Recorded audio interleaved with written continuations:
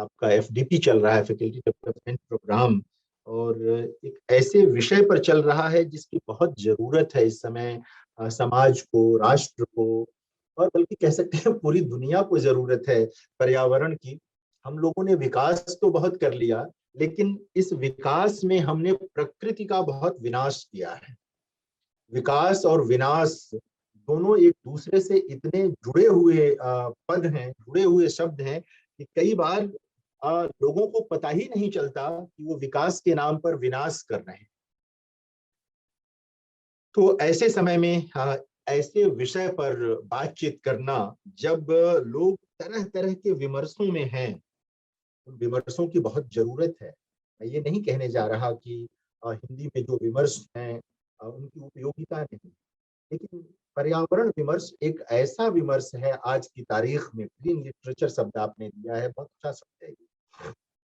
पर्यावरण विमर्श एक ऐसा शब्द है जिसकी जरूरत पूरी मनुष्यता को है। वो उन विमर्शकारों को भी है जो अलग अलग विमर्शों को बहुत शिद्दत के साथ उठाते हैं, उन पर काम करते हैं या कर रहे हैं।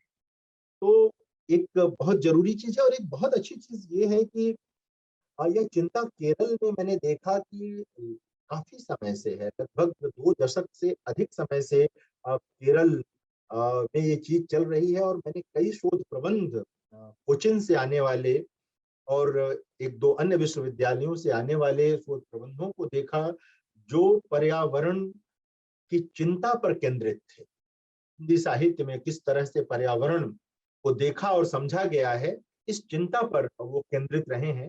तो ये एक बहुत महत्वपूर्ण चीज है। इसके लिए सबसे पहले मैं आप सबको बधाई देना चाहता हूँ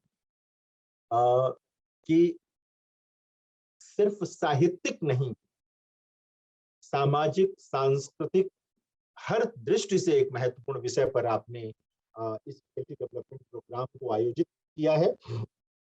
तो सबसे पहले मेरी बधाई स्वीकार करें, और उसके बाद हम लोग बातचीत करते हैं। मुझसे प्रभाकरन जी ने कहा कि मैं समकालीन कविता को ध्यान में रख करके कुछ बात करूं कि समकालीन कविता में पर्यावरण की कोई चिंता है या नहीं है, और यदि है तो वह किस प्रकार है।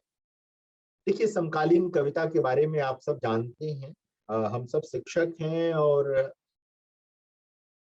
बहुत विस्तार से इस पर बात होती रही है।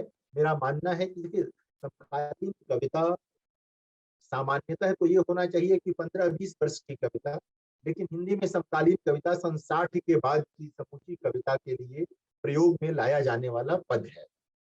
लोग समकालीन कविता कहते ही सन 60 और उसके बाद की कविता पर विचार करते हैं, उसके पहले नई कविता का दौर है। कुछ लोग अति उत्साह में स्वतंत्रता के बाद के ही साहित्य को या कविता को जो है वो समकालीन कविता के दायरे में रख लेते हैं, लेकिन मोटे तौर पर सन 60 के बाद की जो कविता है वो समकालीन कविता के दायरे में आती है।